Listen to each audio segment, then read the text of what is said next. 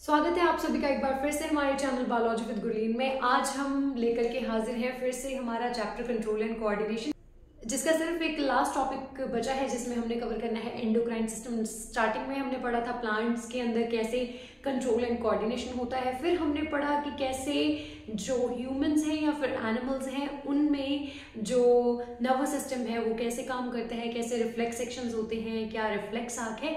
आज हम पढ़ने वाले हैं कि हमारी बॉडी में सेकेंड सिस्टम कैसे काम करता है, मतलब हमारा हार्मोनल सिस्टम या फिर हमारा एंडोक्राइन सिस्टम जो है वो कैसे काम करता है, कौन कौन से उसके पार्ट्स हैं।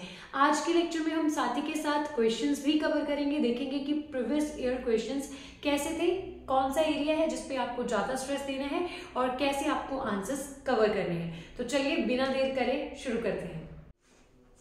अब हम पढ़ेंगे एंडोक्राइन सिस्टम के बारे में, जिसमें हमें ये सारे के सारे ऑर्गन्स कवर करने हैं। ये सारे ऑर्गन्स बेसिकली क्या है, ये कुछ ग्लैंड्स हैं। अब ग्लैंड्स क्या होते हैं, ग्लैंड्स कुछ ऐसे ऑर्गन्स होते हैं जिनमें से कुछ सिक्रीशंस होती हैं, मतलब ये अपने आप में से कुछ केमिकल्स रिलीज करते हैं। अब क्योंकि ये अपनी सिक्रीशंस को डायरेक्टली ब्लड में पोर करते हैं, इनके पास कोई पाइपलाइन सिस्टम नहीं होता, इसलिए इनको हम क्या बोलते हैं, एंडोक्राइन ग्लैंड। तो आपको याद रखना है कि एंडोक्राइन जो ग्लैंड्स होते हैं वो कुछ ऐसे ग्लैंड्स होते हैं जिनके पास स्पेशल कोई पाइपलाइंस नहीं होती। तो आप डी से याद कर लीजिएगा, डी से आप याद कर लेना डक्टलेस, डी से आप याद कर लेना डक्टलेस, मतलब इनमें क्या है, कोई स्पेशल पाइपलाइन नहीं है। तो इनमें कोई स्पेशल पाइपलाइन नहीं है जिसके थ्रू आप टारगेट ऑर्गन तक इनकी सेक्रीशन को भेज सको। तो ये अपनी सेक्रीशंस को डायरेक्टली ब्लड में पोर करते हैं और फिर उसी ब्लड के थ्रू ये टारगेट ऑर्गन तक केमिकल को सिक्रीट करते हैं। तो ये क्या है, डक्टलेस ग्लैंड्स हैं। तो इनमें आपको कौन कौन से ग्लैंड्स याद रखने हैं, देखिए आपको ब्रेन के अंदर मौजूद ग्लैंड्स याद रखने हैं, मतलब आपको पिट्यूटरी ग्लैंड याद रखना है, हाइपोथैलेमस याद रखना है, पीनियल याद रखना है, और साथ ही के साथ आपको एक और ग्लैंड जिसको हम क्या बोलते हैं, थैलेमस, वो भी आपको याद रखना है। फिर उसके बाद हमने यहाँ पर नेक रीजन में मौजूद बटरफ्लाई शेप का एक ग्लैंड जिसको हम थायराइड ग्लैंड बोलते हैं, उसको याद करना है। उसके पीछे एक ग्लैंड और मौजूद होता है जिसको हम पैराथायराइड ग्लैंड बोलते हैं, वो भी आपने याद रखना है। फिर पैराथायराइड के बाद आपको इसके जस्ट बिलो क्या याद रखना है, थाइमस ग्लैंड याद रखना है। फिर आपको यहाँ पर जो है स्टमक के नीचे पैंक्रियास को याद रखना है। फिर किडनीज के ऊपर आपको एड्रीनल ग्लैंड्स को याद रखना है। फिर आपको, अगर आप फीमेल्स की बात कर रहे हो तो आपको ओवेरीज को याद रखना है, अगर आप मेल्स की बात कर रहे हो तो आपको टेस्टिस को याद करना है। तो ये ग्लैंड्स कौन से ग्लैंड्स हैं, ये सारे के सारे एंडोक्राइन ग्लैंड्स हैं, मतलब ये सारे के सारे ग्लैंड्स जो हैं वो डायरेक्टली अपनी सेक्रीशन जो है वो ब्लड में पोर करते हैं। मगर इनमें एक ऐसा ग्लैंड भी है जो एंडोक्राइन की तरह भी काम करता है और एक्सोक्राइन की तरह भी काम करता है, मतलब वो पाइपलाइन के थ्रू भी अपनी सेक्रीशन टारगेट ऑर्गन तक पहुंचा सकता है और ब्लड में डायरेक्टली पोर करके भी अपनी सेक्रीशन ब्लड में पहुंचा सकता है। वो कौन सा ग्लैंड है, वो है पैंक्रियास।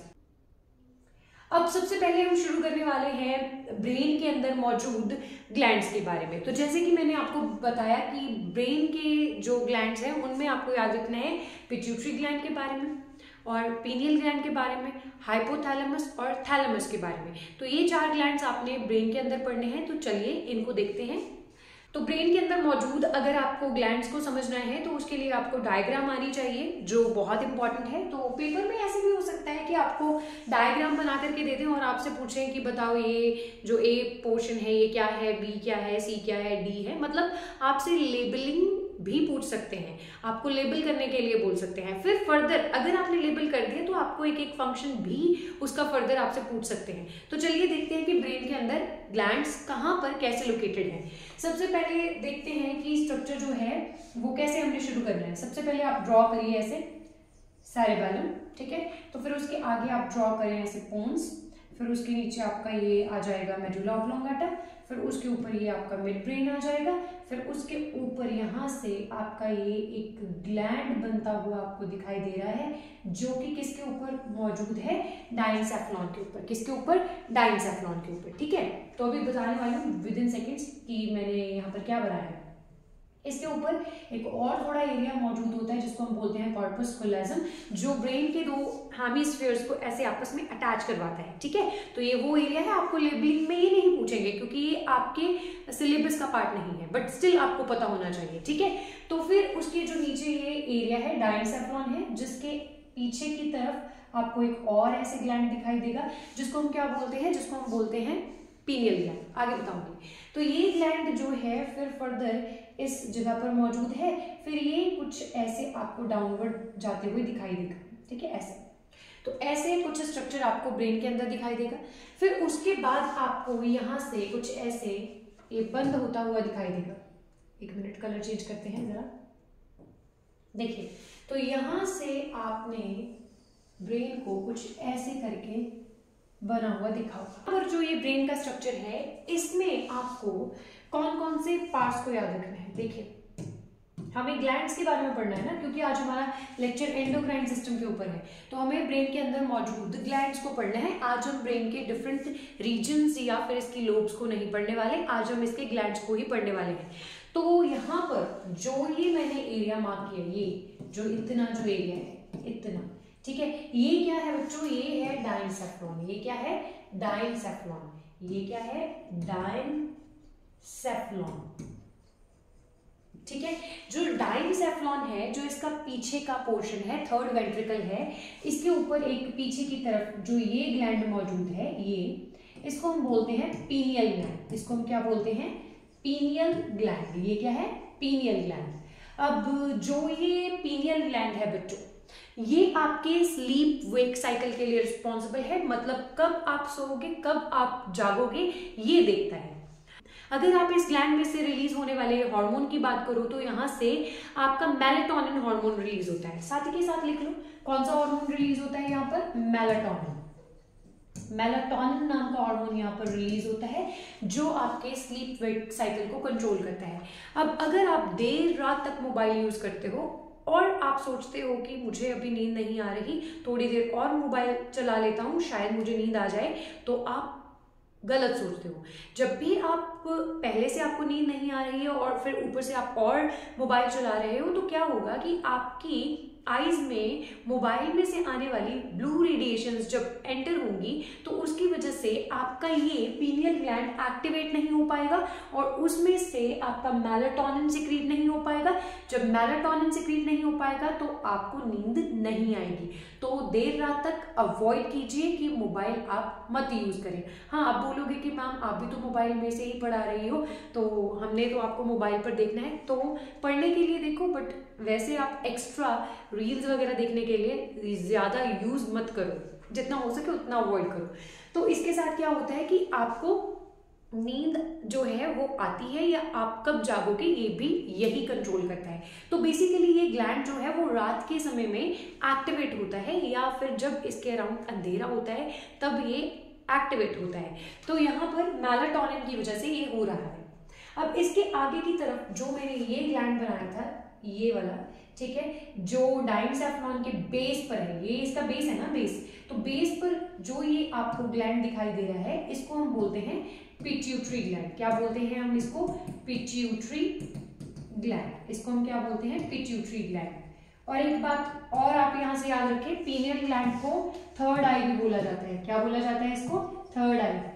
ठीक है, दो आंखें आपकी ये हैं और तीसरी आंख ये है, क्योंकि ये नींद को कंट्रोल कर रहा है। ठीक है, तो ये बात याद रखिए।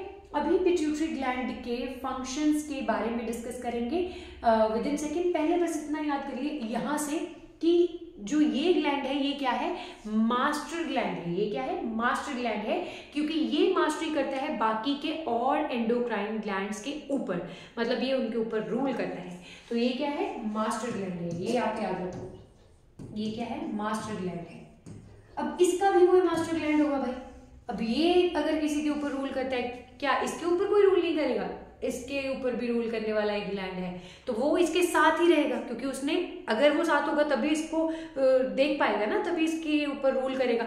तो वो ग्लैंड कहाँ पर रहेगा बच्चों, वो ग्लैंड जस्ट इसके ऊपर और इसके साथ आगे की तरफ मौजूद होगा। मतलब इसके यहाँ पर और थोड़ा यहाँ पर एक ग्लैंड मौजूद है, जिसको हम क्या बोलते हैं, जिसको हम बोलते हैं हाइपोथैलेमस। क्या बोलते हैं, हाइपोथैलेमस। तो तो जो ये हाइपोथैलेमस है ये क्या करता है, ये आपके पिट्यूटरी ग्लैंड को कंट्रोल करता है, मतलब उसमें से आने वाली सिक्रीशंस को ये रेगुलेट करता है। मतलब अगर ये यहाँ से ओवर सिक्रीशन करेगा तो उसको कंट्रोल भी तो करना पड़ेगा ना, तो उसको कंट्रोल करने के लिए ये क्या है, ये इसका सुप्रीम पावर है, तो इसको हम क्या बोलते हैं, हाइपोथैलेमस। और इसका एक और फंक्शन भी है कि ये आपकी बॉडी का जो टेम्परेचर है उसको भी कंट्रोल करता है, मतलब आपकी बॉडी का एज अ थर्मोस्टेट भी एक्ट करता है। चलिए बढ़ते हैं फिर आगे।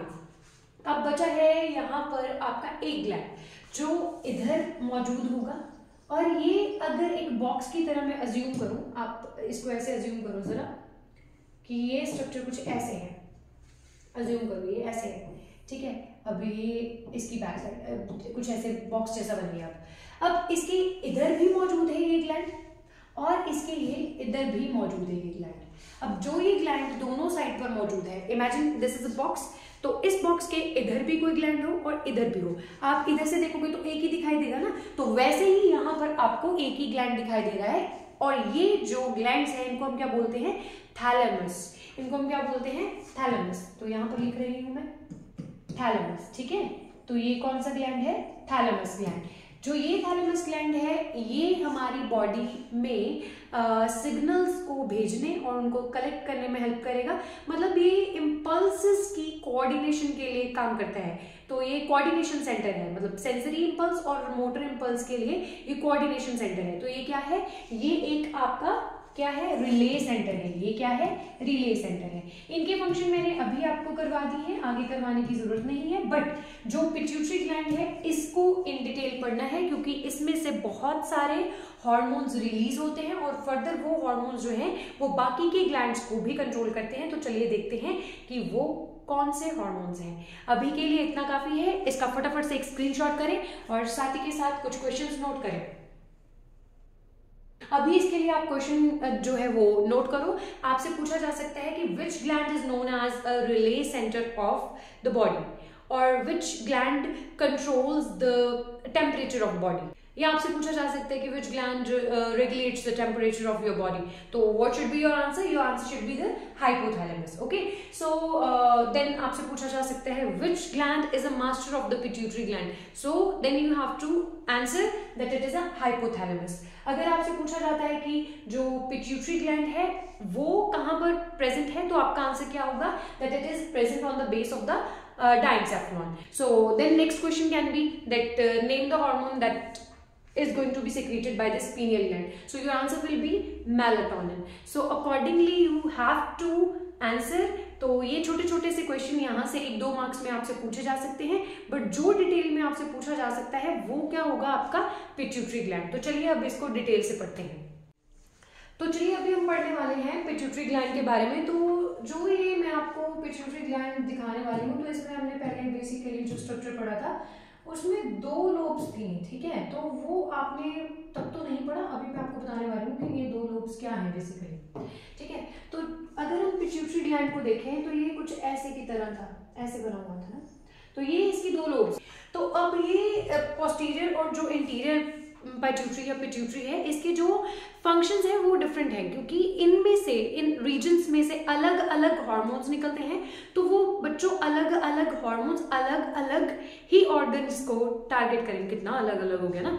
तो चलिए खैर, तो वो सारे के सारे जो यहाँ से हार्मोन्स रिलीज होंगे वो डिफरेंट ऑर्गन्स को टारगेट करेंगे और डिफरेंट ऑर्गन्स के थ्रू फंक्शनिंग परफॉर्म करवाएंगे। तो चलिए देखते हैं कि कौन से हार्मोन्स हैं। तो यहाँ से मैथ्स क्वेश्चंस बनेंगे, आपको यहाँ से ध्यान रखना है कि कौन सा हार्मोन क्या फंक्शन करता है। चलो देखते हैं। फिर सबसे पहले बात करेंगे ये इंटीरियर पिट्यूटरी की। इसमें से हम बात करने वाले हैं पहले जीएच की। जीएच क्या है, ग्रोथ हार्मोन है, जो आपकी बॉडी की ग्रोथ एंड डेवलपमेंट के लिए जरूरी है। अब जो आपकी हाइट इंक्रीज हो रही है वो इसकी वजह से हो रही है। जो आपकी बॉडी में आप ग्रोथ चेंजेस देख रहे हो वो इसी हार्मोन की वजह से हो रहे हैं, मतलब ग्रोथ हार्मोन की वजह से हो रहे हैं। अब अगर ग्रोथ हार्मोन की मैं बात करूं, अगर इसकी ओवर सिक्रीशन हो जाए, तो अगर इसकी अंडर सेक्रेशन हो तो, जब अगर इसकी ओवर सेक्रेशन होती है, मतलब ज्यादा सेक्रेशन होती है, तो पर्सन में सफर फ्रॉम ज़ाइगेंटिज्म। अगर इसकी अंडर सेक्रेशन है देन पर्सन में सफर फ्रॉम डिवॉर्फिज्म। मतलब क्या है इस बात का? इसका ये मतलब है कि अगर इसकी ज्यादा सेक्रेशन होती है तो पर्सन की हाइट बहुत ज्यादा लंबी हो सकती है, जिसको हम ज़ाइगेंटिज्म बोलते हैं। अगर पर्सन की हाइट छोटी रह जाए, बहुत छोटी रह जाए, तो उसको हम क्या बोलेंगे? डिवॉर्फिज्म। तो ये ग्रोथ हार्मोन की ओवर एंड अंडर सेक्रेशन के ऊपर डिपेंड करता है कि आपकी ग्रोथ कितनी होगी। तो अगर मैं आपको एग्जांपल दूं सुल्तान केजन की, जैसे आप फोटोग्राफ में देख पा रहे हो, जो ये सुल्तान केजन है, इनके केस में ऐसा ही है कि ये ज़ाइगेंटिज्म से सफर कर रहे हैं, क्योंकि इनकी बॉडी में ग्रोथ हार्मोन की सिक्रीशन कभी बहुत ज्यादा हुई। और अगर मैं बात करूं ज्योति की, तो ये क्या है? ये डिवॉर्फिज्म से सफर कर रही हैं। इनकी बॉडी में क्या है?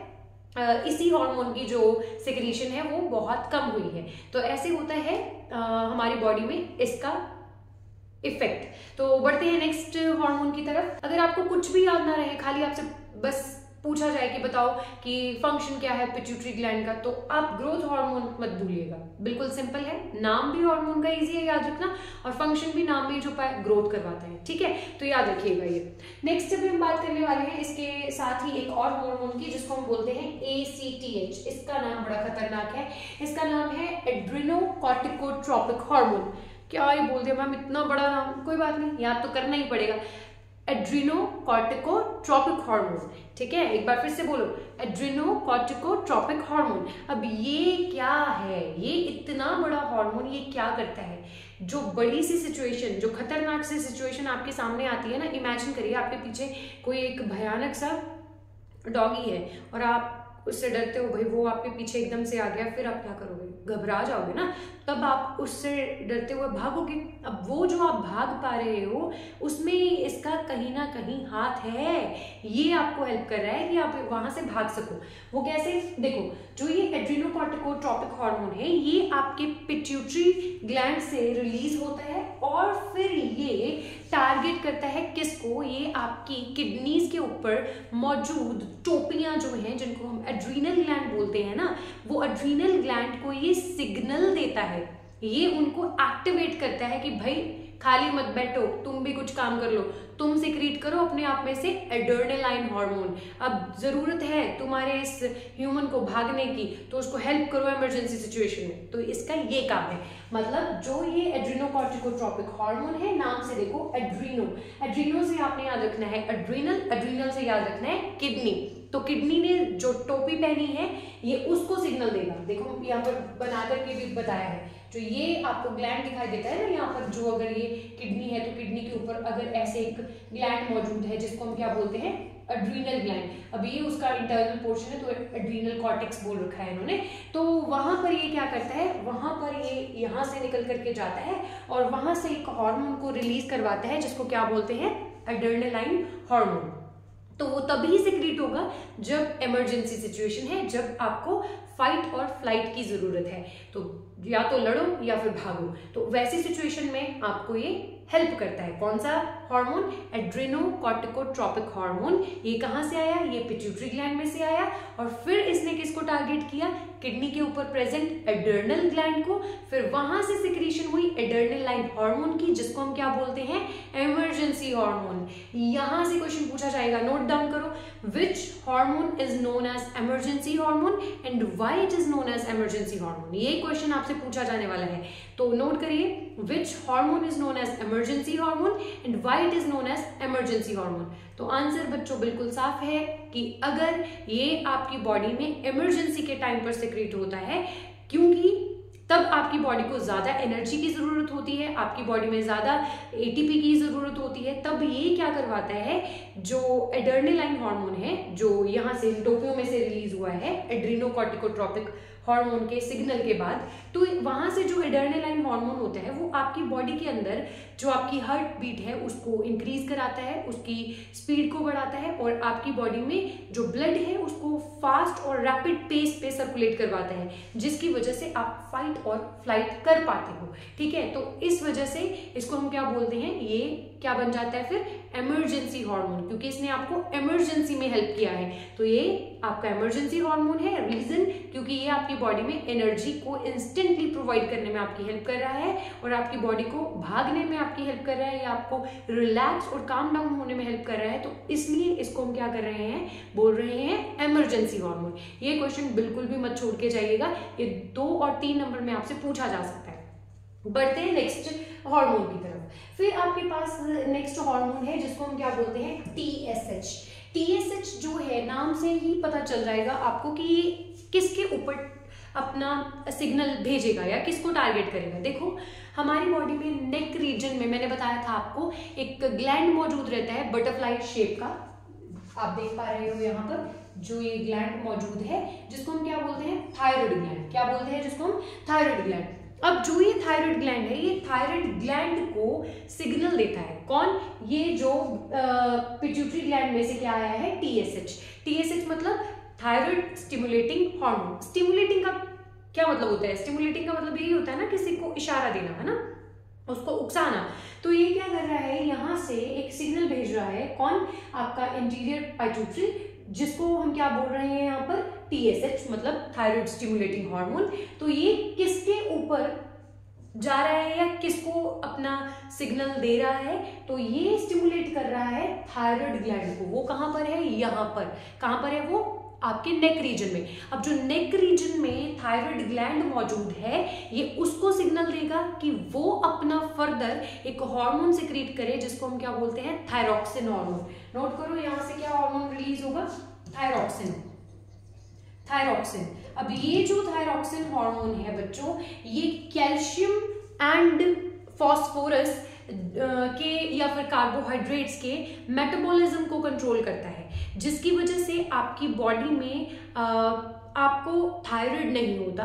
अगर इसकी ओवर या अंडर सिक्रीशन होती है तो आप हाइपोथायराइडिज्म या फिर हाइपरथायराइडिज्म का शिकार हो सकते हो, जिसकी वजह से आपको और भी कई सारी प्रॉब्लम्स हो सकती हैं। या फिर अगर हाइपोथायराइडिज्म की प्रॉब्लम हो जाए प्रेगनेंसी में, तो जो वहां से बच्चा पैदा होगा तो उसमें भी अबनॉर्मेलिटीज आएंगी, वो मेंटली रिटार्ड होगा। तो वैसी प्रॉब्लम्स भी इस ग्लैंड की वजह से हो सकती हैं। मतलब अगर इसकी माल फंक्शनिंग हो रही है, अगर ये यहाँ से प्रॉपर थायरॉक्सिन सिक्रीट नहीं कर रहा। जो ये थायरॉक्सिन है, यहाँ पर एक आपसे क्वेश्चन पूछा जाता है, ये भी नोट करें, बहुत ज्यादा इंपॉर्टेंट क्वेश्चन है। क्वेश्चन है, why we are advised to consume iodized salt, कि आपको हमेशा आयोडाइज्ड सॉल्ट जो है वही कंज्यूम करने के लिए एडवाइज किया जाता है, बताएं क्यों।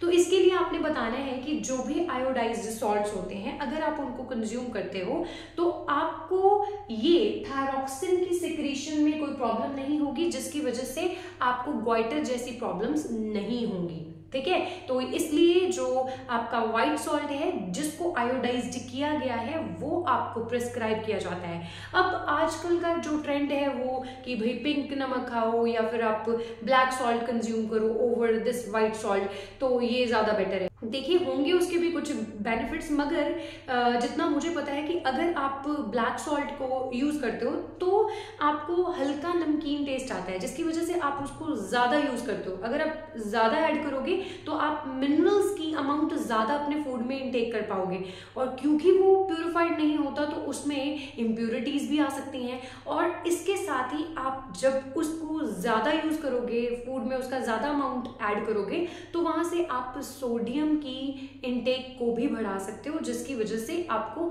हाई बीपी जैसी या हाइपरटेंशन जैसी प्रॉब्लम्स को सफर करना पड़ सकता है। इसलिए बोला जाता है कि आप आयोडाइज्ड सॉल्ट जो है वो कंज्यूम करें। तो चेक करें जो भी आप मार्केट से सॉल्ट लेते हो कि क्या वो आयोडाइज्ड है, अगर आपने गॉइटर जैसी प्रॉब्लम से बचना है या फिर हाइपो और हाइपोथायरॉइडिज्म की प्रॉब्लम से आपने बचना है।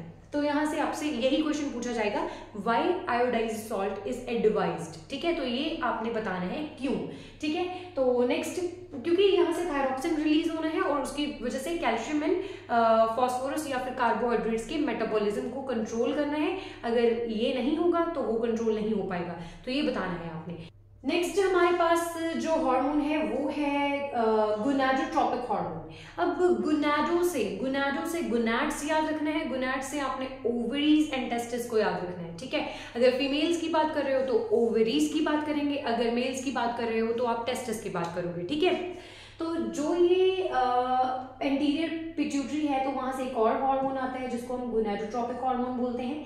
तो बच्चों ये गोनाड्स के ऊपर एक्ट करेगा, मतलब उनको सिग्नल देगा कि वहां से वो क्या करें, कुछ हार्मोन्स, जैसे कि अगर टेस्टिस की बात कर रहे हैं तो वहां से टेस्टोस्टेरोन की सिक्रीशन और वहां से प्रोजेस्टेरोन की सिक्रीशन को करवाएगा, जिसकी वजह से टेस्टिस के अंदर स्पर्म्स की प्रोडक्शन होगी और जिसकी वजह से मेल रिप्रोडक्टिव ऑर्गन की डेवलपमेंट होगी। तो हम कह सकते हैं कि जो गोनाडोट्रोपिक हार्मोन है वो रिप्रोडक्टिव ऑर्गन्स की डेवलपमेंट के लिए जरूरी है। अब उसी के साथ जो गोनाडोट्रोपिक हार्मोन है, अब फीमेल्स में कैसे काम करता है, फीमेल्स के केस में ये फिर FSH की हेल्प से यहाँ से ये क्या करेगा, FSH हार्मोन भेजेगा, जिसको हम क्या बोलते हैं, फॉलिकुलर स्टिमुलेटिंग हार्मोन। अब फॉलिकुलर स्टिमुलेटिंग हार्मोन की वजह से फीमेल्स की ओवरीज के अंदर ईस्ट्रोजन एंड प्रोजेस्टेरोन की सिक्रीशन होती है, जिसकी वजह से वहां पर एग्स जो है वो मैच्योर या फिर फॉर्म होते हैं। फिर उसकी हेल्प से क्या होता है, फीमेल्स के रिप्रोडक्टिव ऑर्गन की डेवलपमेंट और ग्रोथ होती है, जिसकी वजह से हम इनको क्या कंसिडर करते हैं कि ये ग्रोथ के लिए जरूरी है। और जो यहाँ पर LH था, ये क्या है, ल्यूटिनाइजिंग हार्मोन है, ये मेल्स के अंदर स्पर्म्स की प्रोडक्शन को भी इंड्यूस करवाएगा, ये हमने याद रखना है। तो यहाँ से आपको क्वेश्चन पूछा जाता है कि बताएं जो FSH है और जो LH है, मतलब फॉलिकुलर स्टिमुलेटिंग हार्मोन है या फिर ल्यूटिनाइजिंग हार्मोन है, उसका क्या काम है। तो अगर आपको कुछ भी याद नहीं रहता तो आप इतना लिख दो कि ये जो रिप्रोडक्टिव ऑर्गन्स हैं उनकी डेवलपमेंट में हेल्प करता है, इतना ही लिख दो, काफी है। तो नेक्स्ट आपके लिए नेक्स्ट एक हार्मोन है जिसको हम क्या बोलते हैं, MSH। ये भी यहाँ से रिलीज होता है भाई, मतलब इंटीरियर पिट्यूटरी से रिलीज होता है, जिसको हम क्या बोलते हैं, मेलेनोसाइट स्टिमुलेटिंग हार्मोन। नाम से पता चल रहा है मेलेनोसाइट। मेलेनोसाइट का मतलब होता है कि आपकी स्किन के अंदर मेलानिन नाम का पिगमेंट है, तो जो मेलानिन कंटेनिंग सेल्स हैं उनको मेलेनोसाइट्स बोलते हैं। तो ये उनकी प्रोडक्शन में हेल्प करेगा, सो दैट आपकी बॉडी में स्किन के अंदर प्रॉपर कलरेशन हो, ऐसे पैचेस में कलर्स ना हो। जैसे कुछ लोगों को होता है ना कि कहीं कहीं पर तो डार्क ब्राउन पैचेस होते हैं, कहीं पर बहुत ज्यादा फेयर अपीयरेंस होती है, मतलब वहां पर क्या है कि मेलानिन की डिस्ट्रीब्यूशन जो है वो सही नहीं है। ऐसे लोगों को जो सन की रेडिएशंस हैं उसकी वजह से इचिंग वगैरह की प्रॉब्लम्स जो है वो देखने को यूजुअली मिलती हैं। तो बढ़ते हैं अब आगे। अब बात करते हैं पोस्टीरियर पिट्यूटरी की, जिसमें से हमें याद रखना है एंटी डायूरेटिक हार्मोन, मतलब ADH को याद रखना है। ये एंटी डायूरेटिक याद रखिए, कहाँ पढ़ाया था मैंने, डायूरेटिक जब भी आप पढ़ोगे तो यूरिया याद रखना है। यूरिया से आपने याद रखना है कि नेफ्रॉन के अंदर कुछ बात हो रही है।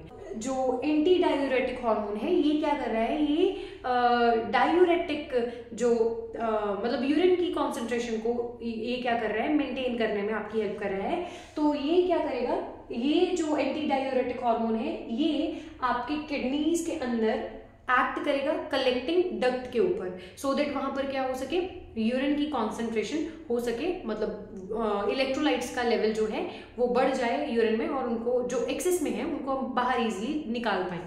तो ये ऐसा हार्मोन है। उसके बाद हमारे पास है ऑक्सीटोसिन, जिसको हम वेसोप्रेसिन भी बोलते हैं। जो ये ऑक्सीटोसिन है ये बेसिकली क्या करता है, ये यूट्रस जो है, फीमेल का जो यूट्रस है उसको उसमें कॉन्ट्रैक्शंस में हेल्प करता है। जब एक बेबी का बर्थ होना होता है तब वहां पर जो यूट्रस है उसकी जो लाइनिंग है उसको कॉन्ट्रैक्ट करने में ये हेल्प करेगा, सो दैट बेबी जो है वो इजीली स्लिप डाउन हो सके और उसकी जो है डिलीवरी हो सके। तो वहां पर ये जो है ऑक्सीटोसिन काम करने वाला है। फर्दर हमारे पास है प्रोलैक्टिन। जो प्रोलैक्टिन है ये कुछ ऐसा हार्मोन है इसको आप कैसे याद रखोगे? Wait a second. प्रोलैक्टिन को आप लेक्टिन से याद करें, प्रोलैक्टिन को आप लेक्टिन से याद करें, तो लेक्टिन को आप लैक्टोज से याद करें। लैक्टोज कहाँ पर मिलता है हमें? मिल्क में मिलता है। तो लैक्टोज शुगर किस में होता है? मिल्क में होता है। तो ये हमारी जो बॉडी है, फीमेल्स की बॉडी में ये मिल्क सिक्रेशन में हेल्प करता है ऑन प्रोलैक्टिन। तो इसके साथ ही हमने सारे के सारे जो हार्मोन्स हैं, जो पिट्यूटरी ग्लैंड के हार्मोन्स हैं, वो कवर कर लिए हैं। एक बार रिवाइज करते हैं कि कौन कौन से हमने पढ़े हैं। सबसे पहले हमने ग्रोथ हार्मोन पढ़ा, फिर हमने एड्रेनोकॉर्टिकोट्रोपिक हार्मोन पढ़ा, फिर हमने थायराइड स्टिमुलेटिंग हार्मोन पढ़ा, फिर हमने गोनाडोट्रोपिक हार्मोन पढ़ा, फिर हमने मेलानोसाइट स्टिमुलेटिंग हार्मोन पढ़ा, फिर हमने पोस्टीरियर पिट्यूटरी के एंटी डायरेटिक हार्मोन को पढ़ा, फिर ऑक्सीटोसिन को पढ़ा, फिर लास्ट हमने प्रोलैक्टिन को पढ़ा। तो इसके साथ हमने टोटल कितने पढ़े हैं भाई?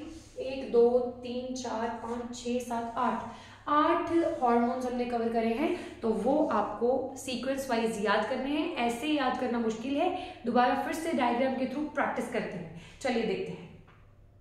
देखिए, जो एंडोक्राइन सिस्टम का ये हमारे पास एक फोटोग्राफ है, इसमें हमने क्या करा है, मेल एंड फीमेल दोनों के सिस्टम को बताया है। एक बात याद रखिए, एंडोक्राइन ग्लैंड्स जो हैं वो मेल्स एंड फीमेल्स में कॉमन होते हैं सिवाय गोनाड्स के। बाकी सब ग्लैंड सेम रहेंगे, बस टेस्टिस और ओवरीज का डिफरेंस रहेगा और उनमें से आने वाले फिर हार्मोन्स का भी डिफरेंस रहेगा। तो देखते हैं अभी कि कैसे हमने जो पढ़ा है वो कैसे रिलेट करता है। देखिए, ब्रेन में से हमने बोला कि जो पिट्यूटरी ग्लैंड है उसमें से हार्मोन्स जो है वो रिलीज होते हैं। सबसे पहले देखते हैं कि ब्रेन में से कौन सा ग्लैंड किधर जो है किधर से सेक्रेशन रिसीव कर रहा है। तो ब्रेन का जो ग्लैंड है, सबसे पहले जो पिट्यूटरी ग्लैंड है वो क्या कर रहा है, वो यहाँ पर बटरफ्लाई शेप जो ग्लैंड है जिसको हम क्या बोल रहे हैं, थायराइड ग्लैंड, जिसको हम क्या बोल रहे हैं, थायराइड ग्लैंड।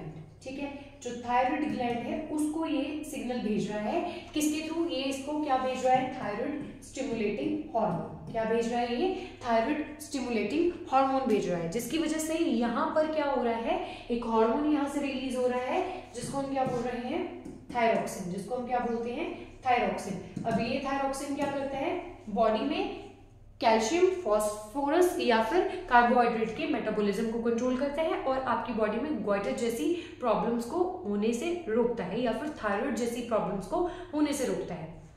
अब उसके बाद यहाँ से एक और हार्मोन आया था जिसने किसको सिग्नल दिया था, जिसने सिग्नल दिया था फर्दर किडनीज के ऊपर मौजूद जो ये किडनीज हैं, इनके ऊपर जो, अगर ये किडनी है यहाँ पर, तो किडनी के ऊपर, कलर चेंज करते हैं थोड़ा, आई गेस आपको दिखाई नहीं दे रहा है। तो यहाँ पर जो ग्लैंड है, ये वाला, जो ये किडनीज है, एक मिनट, जो ये किडनीज है, इनके ऊपर जो ये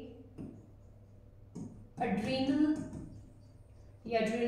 ग्लैंड है, यहाँ से इसको एक हार्मोन मिला था जिसको हम क्या बोल रहे थे, एड्रेनोकॉर्टिकोट्रोपिक हार्मोन, मतलब ACTH बोल रहे थे। ये इधर भी ऐसे ही सेम काम करेगा यहाँ पर। ठीक है, तो ACTH हार्मोन यहाँ पर जाएगा, जिसकी वजह से इन टोपियों में से क्या रिलीज होता है भाई, एड्रेनालाइन हार्मोन। कब? जब आप इमरजेंसी सिचुएशन में होते हो तब यहाँ से एड्रेनालाइन हार्मोन रिलीज होता है। फर्दर हमने देखा कि यहाँ से एक और हार्मोन रिलीज होता था जो क्या करता था, ये देखो एड्रेनालाइन यहाँ पर भी बनाया है ना, एड्रेनल ग्लैंड, सॉरी। तो फिर फर्दर यहाँ से गोनाडोट्रोपिन्स रिलीज होते थे जो ओवरीज को या फिर टेस्टिस को स्टिमुलेट करते थे, क्या रिलीज करने के लिए, ल्यूटिनाइजिंग, यहाँ से ल्यूटिनाइजिंग हार्मोन भेज करके ये क्या करते थे, टेस्टोस्टेरोन रिलीज करवाते थे या फिर क्या करवाते थे, प्रोजेस्टेरॉन रिलीज करवाते थे, प्रोजेस्टेरॉन। ठीक है, मेल्स के केस में। अब यहाँ से जो था इधर ब्रेन में से क्या आया, एक सिग्नल इसको आया, तो वो किसकी फॉर्म में आया, FSH की फॉर्म में आया। तो फर्दर उसने इसमें क्या करवा दिया, फॉलिकल्स बनानी शुरू करवा दी, जिसमें से एग रिलीज होएगा, किसमें, फैलोपियन ट्यूब में। ठीक है, तो यहाँ पर ये कौन सा हार्मोन रिलीज करवाएगा, यहाँ पर ईस्ट्रोजन एंड प्रोजेस्टेरॉन रिलीज करवाएगा, जिसकी वजह से जो ग्लैंड्स हैं, मतलब जो ओवरीज हैं या फिर टेस्टिस हैं, इनकी क्या होगी, ग्रोथ एंड डेवलपमेंट होगी। तो इतना आप याद रखिए, इसका स्क्रीनशॉट करें जल्दी से जी। तो बचे हमारे पास एक दो ग्लैंड्स जैसे कि पैनक्रियास एंड थाइमस। इनको मैं करवाने वाली हूँ आपको थोड़ा डिटेल में, यहाँ पर आपको समझ में नहीं आएगा, ज़्यादा ही कुछ खिचड़ी मच गई है तो वो बात नहीं चलेगी। एप्पल्स एंड मैंगोज को आप मिक्स नहीं कर सकते ना, तो खिचड़ी नहीं बनाएंगे, don't mix apples and mangoes. तो चलिए देखते हैं फिर आगे क्लियर करते हैं इसको कि जो ये किडनीज हैं यहाँ पर, ठीक है, तो इनके आगे जो ये स्ट्रक्चर आपको येलो कलर में दिखाई दे रहा है, ये क्या है? पैनक्रियास। ये क्या है? पैनक्रियास। तो ये पैनक्रियास को पढ़ना बहुत जरूरी है। पैनक्रियास के ऊपर आपसे काफी सारे क्वेश्चन पूछे जाएंगे, जैसे कि आपसे पूछा जाएगा डायरेक्टली एक तो ऐसे ही कि बताइए पैनक्रियास का रोल क्या है ब्लड शुगर लेवल को रेगुलेट करने में, या आपसे पूछा जाएगा कि अगर ब्लड शुगर लेवल लो है तो पैनक्रियास कैसे एक्ट करेंगे। अगर आपसे पूछा जाए या फिर आपसे पूछा जाएगा कि अगर ब्लड शुगर लेवल हाई है तो जो आपकी बॉडी है वो उसको कैसे मेंटेन करेगी, तो उसमें जो पैनक्रियास है वो आपकी कैसे हेल्प करेगा। ठीक है, तो ये 3 क्वेश्चन आपको रटने हैं। इनके लिए मैं रिएक्शन लिखवाने वाली हूँ या आपको बताने वाली हूँ कि कैसे ये काम करता है। तो ऐसे जैसे मैं बताऊंगी वैसे ही आपने कवर करना है। ठीक है, तो चलिए देखते हैं पैनक्रियास के बारे में, फिर मैं आपको ये जो थाइमस है इसके बारे में बताऊंगी। पहले ही सुन लो थाइमस के बारे में। थाइमस जो है वो यहाँ पर कुछ मौजूद एक ग्लैंड है जिसको हम किसके लिए बोलते हैं कि ये आपकी बॉडी में इम्यूनिटी को बूस्ट करता है। इसका इतना ही आप फंक्शन याद रखो, ये क्या करता है? इम्यूनिटी बूस्ट करता है। ठीक है, इम्यूनिटी बूस्ट करता है, इम्यूनिटी बूस्टर है ये आपका। यहाँ से थाइमोक्सिन हार्मोन रिलीज होता है। कौन सा हार्मोन? थाइमोक्सिन।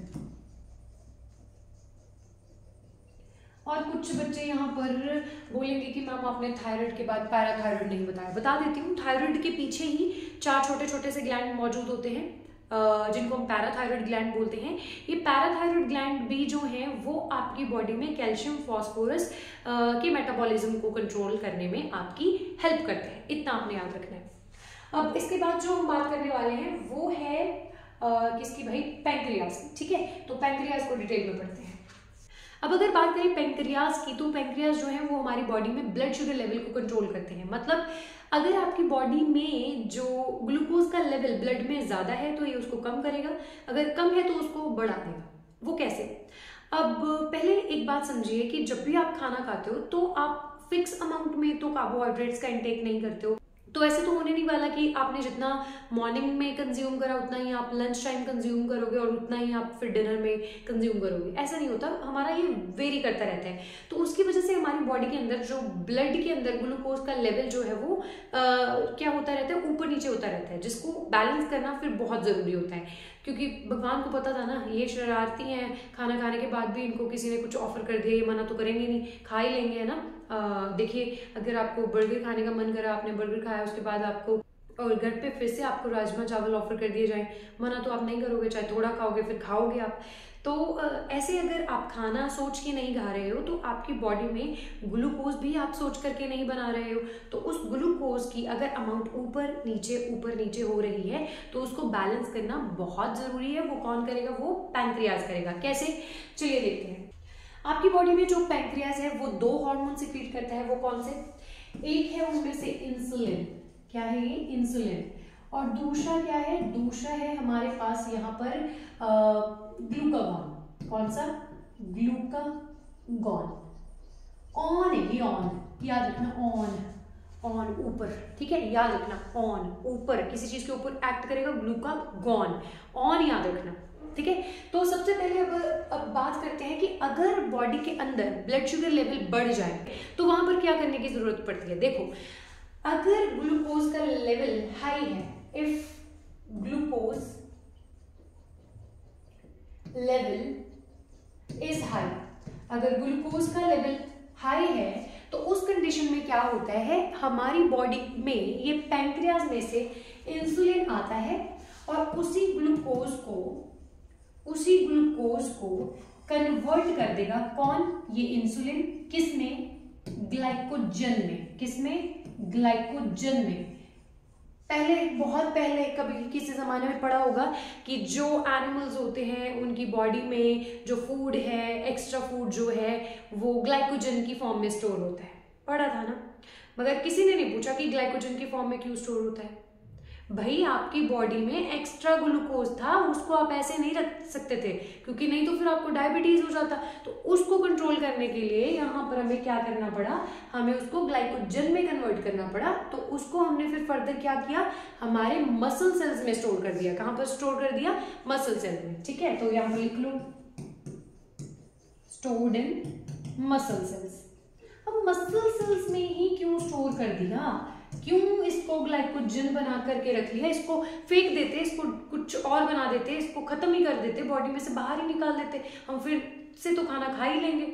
नहीं, देखिए अब अगर मैं बोल पा रही हूँ, आप सुन पा रहे हो, अभी आप कुछ खा नहीं रहे हो, मैं भी कुछ खा नहीं रही हूँ, तो ये एनर्जी कहाँ से आ रही है, तो ये एनर्जी जो मैंने पहले खाना खा करके ग्लूकोज जो एक्स्ट्रा था उसको ग्लाइकोजन में कन्वर्ट करके अपने मसल सेल्स में स्टोर कर लिया था, अब ये एनर्जी ही मुझे हेल्प कर रही है ये काम करने में, आपको पढ़ाने में और आपको पढ़ने में।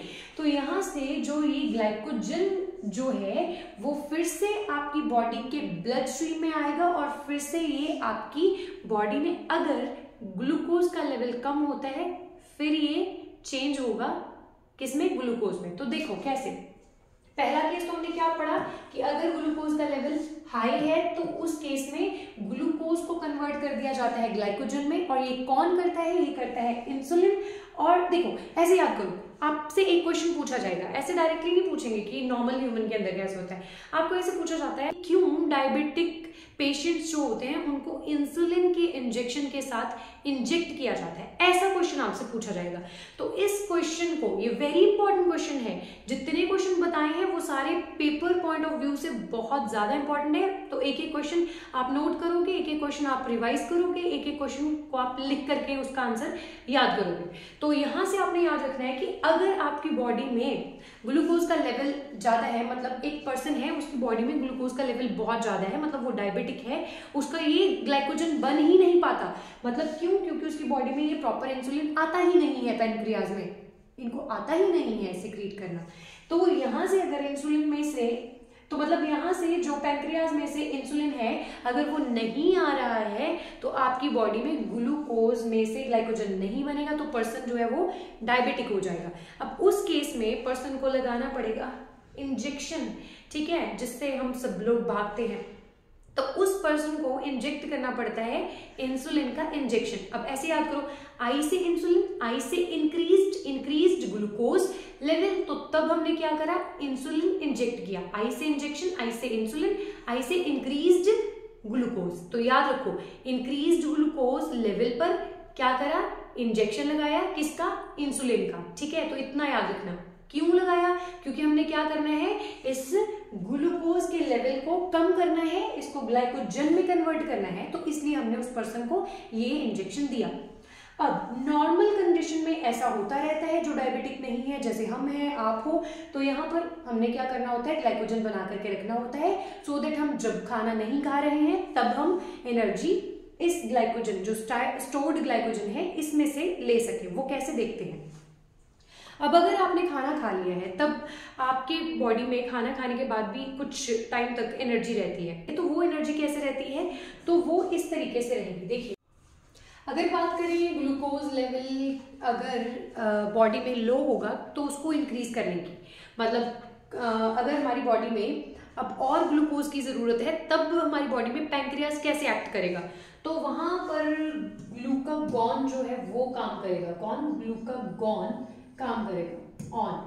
तो देखिए अगर जो बॉडी में ग्लूकोज का लेवल कम है तो जो हमने स्टोर कर लिया था पहले ग्लाइकोजन बॉडी के अंदर, अब हम उसको निकालेंगे ग्लाइकोजन, उसी को ग्लूकागॉन की हेल्प से, किसकी हेल्प से, ग्लूकागॉन की हेल्प से कन्वर्ट कर लेंगे, किसमें, हम ग्लूकोज में। तो ग्लूकोज में जैसे ही ये कन्वर्ट होगा तो फिर से बॉडी में ब्लड के अंदर जो ग्लूकोज का लेवल है वो नॉर्मल हो जाएगा, और जिसकी हेल्प से हमारी बॉडी में ग्लूकोज की जो कमी हो रही थी वो पूरी हो जाए। तो यहाँ से हमने सीख लिया है कि कैसे पैंक्रियाज जो है वो बॉडी में ब्लड ग्लूकोज लेवल को रेगुलेट करता है, या फिर कैसे वो इंक्रीज्ड ग्लूकोज लेवल को डिक्रीज करता है और कैसे डिक्रीज्ड को इंक्रीज करता है।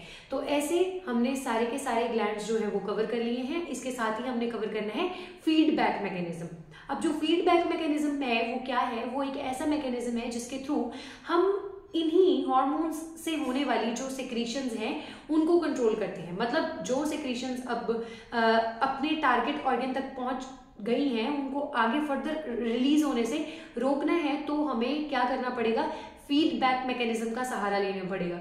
तो इसमें क्या होता है कि जो हमारी बॉडी में हाइपोथैलेमस है ब्रेन के अंदर, वो क्या करता है, वो पिट्यूटरी ग्लैंड को सिग्नल भेजता है कि बस अब हमें और हार्मोन्स की जरूरत नहीं है, तुम अपनी सेक्रीशंस भेजना बंद करो। तो ऐसे जो है वो फीडबैक मैकेनिज्म जो है वो ग्लैंड्स की सिक्रीशंस को कंट्रोल करता है। तो इसके साथ ही हमारा सेशन होता है एंड। अगर आपको ये सेशन अच्छा लगा है तो please like, share and subscribe करना मत भूलिएगा। डिस्क्रिप्शन में आपको इसी वीडियो के अंदर आपको इंपॉर्टेंट क्वेश्चंस मिल जाएंगे, तो उनको आप रिवाइज कर पाओगे और आपका जो एग्जाम है वो आप अच्छे से कर पाओगे। Thank you for watching.